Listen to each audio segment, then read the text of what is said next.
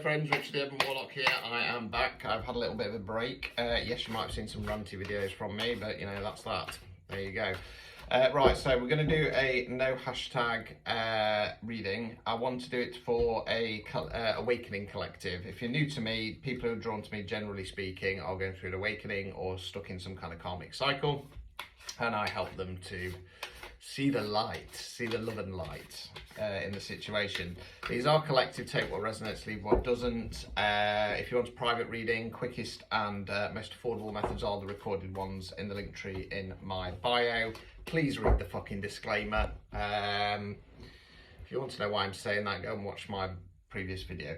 Right, so let's see what's cracking off for this collective. Awakenings, you get two types. You get what I call slow drip, where it's like the universe going, you need to be doing something, you need to be doing somebody else, potentially. You need to be doing something else, you need to be with somebody else, you need to be out of this situation, and it's like poke, poke, poke, poke, poke, poke, poke.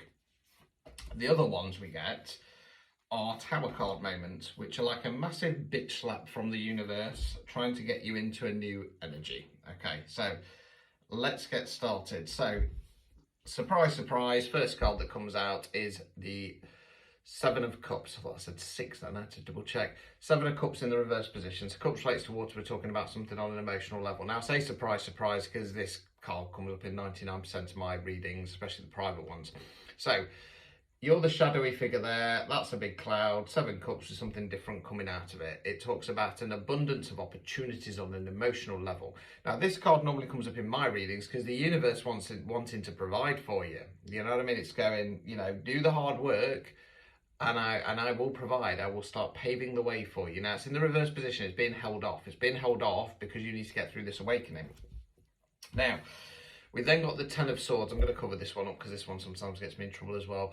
So Tens of Completion cards coming up to the end of the cycle. Swords relates to the element of air, generally speaking about the way we think and the words we use. Now the card depicts a body face down with swords in its back. Okay, so it talks about being stabbed in the back. However, for me and the way I read and my reading style, this card often talks about carrying a lot of self-limiting beliefs. Now these can go way back to childhood. So comment a parent makes, teacher makes, or societal attitude. And it carries through.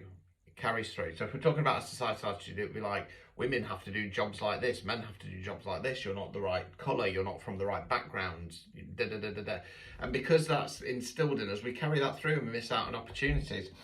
You're carrying these swords with you, okay? And hopefully this will be the wake-up call to say, it's time to start removing them, flip them round, start pulling them out, okay? You can do what you want to do, but you have to believe in yourself. Now there is a caveat with that. It's within reason, because some jobs, you know, use the example I would say, you know, if you want to become an astronaut, pop, burst your bubble, okay? Highly unlikely, but you can go and study astrophysics, okay? Go to Leicester, work at the Space Centre if you're in the UK, whatever. Feel that passion another way. We then got the Knight of Wands. So Wands relates to the element of fire. We're generally talking about taking some kind of action. Now with the Court cards, it can represent an energy within ourselves. They can be the energy of somebody else. Now Knights don't have the knowledge or experience of the Kings and the Queens. They're more about forward motion. Now this Knight can depict kind of something coming in fast, somebody coming in fast, or you taking some action quickly. I want to get some more cards out before we decide which way we're going with that. So let's continue. Okay. Right, okay, I kind of want to say that this Knight of Wands, it might not be a person, it might be a situation. It feels like there's some kind of opportunity that has or will very soon come and present itself. I feel it probably has presented itself because we've then got the Fool in the reverse. Okay, the Fool is the very first card in the tarot deck. The Fool isn't a fool. The Fool is called a fool because he gets his bag and he goes off with his little bumpy dog. We often call this the Leap of Faith card, and that's what I'm going for, but it's in the reverse. You're not taking that risk. You're holding off, okay? We've then got the King of Wands. So with the Kings, we're talking about masculine energy. As always, we're talking about energy, not gender. So this can be a man, a woman, or somebody non-binary. It can also indicate an environment, okay? But I want to say it's a person. I feel like it's somebody in your life. Now, the King of Wands is a firm but fair ruler. So if you think about him as a boss, for example, if everybody's getting on with what they're supposed to be doing, he's going to reward them. So he's going to give them a raise or pizza party at the end of the week, etc. If they're mucking about though, he's not afraid to pull them aside in the office and give them a bollocking, because they're not doing what they're supposed to be doing, okay? The King of Wands also understands that we need to change and adapt. So on the standard Rider-Waite, I don't think it's got it on here. Oh, it's got a snake on this one. On the standard Rider-Waite, it's a salamander. On this deck, it's a snake. Now, reptiles shed their skin. They do that to evolve and change and grow and stuff like that. So this king knows that we have to do that. This feels like it's somebody around you, and they're trying to give you that support. They've got you back. Now, because it's the King of Wands, and it's masculine energy, he's not going to hold your hand. He's going to give you advice. He's going to steer you in the right direction, and he's going to go, right, off you go. Go and learn. Develop. Grow. Okay, I'm here if you need anything else, but I'm not going to fucking hold your hand. Right, overall outcome. Wheel of Fortune in the reverse. Okay, so the Wheel of Fortune for me talks about one of two things. Now, for me, it has nothing to do with luck. I don't believe in luck. I believe it's either predestined, okay, you work your arse off, or you learn some big life lesson, okay, and the universe goes, right, let's flip that round. Now, the Wheel of Fortune is forever turning, okay, so there are going to be periods where it's easier, there are going to be periods where it's harder. Now, I want to go more energetic with this rather than the way we're thinking about it, okay. I'm going to stick to a game show theme. It's my new thing with the Wheel of Fortune, because it's a Wheel of Fortune. In the upright position, you're on an old game show called the Generation Game, and there's a conveyor belt going past you with a microwave oven, fluffy toy, toaster, VW Beetle, no.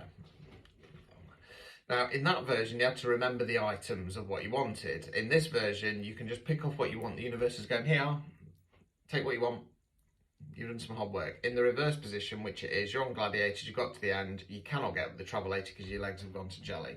It's because you're not taking this risk, and because you're not taking this risk, the universe is going, well, you're not going to push forwards because you're going in a different direction. Obstacles or blockages. Three of Swords. Okay, so we call this the Heartbreak card. I'm not going to show this one because it's a little bit graphic. It's an actual heart, and I don't want it to get blocked or reported, because somebody likes reporting me at the moment, don't they? Yeah, so it's the Heartbreak card. Now, because it's swords, it's the way we think about things, and I'm going to link this to this self-limiting beliefs. Something in the past hasn't worked out. Something in the past has given you heartbreak, and like I say, it's time to release that. Okay, you're stepping into a new energy, or at least you're supposed to be doing. Removing any blockages, final card. Seven of Swords in the reverse position. Now, in the tarot books, in the upright position, this talks about sneaky, deceptive behaviour. He's stealing the swords, he's looking behind him. Got some kind of hockey mask on, looks like a bit of a Jason type figure.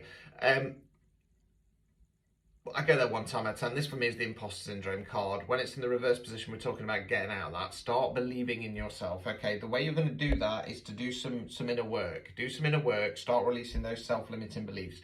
Once you do that, that will help you to give you that confidence to start pushing forwards and take that leap of faith. The universe is grinding things down to a halt for you because it wants to provide. It wants to provide so desperately for you, saying that I want to give you everything that you want, okay?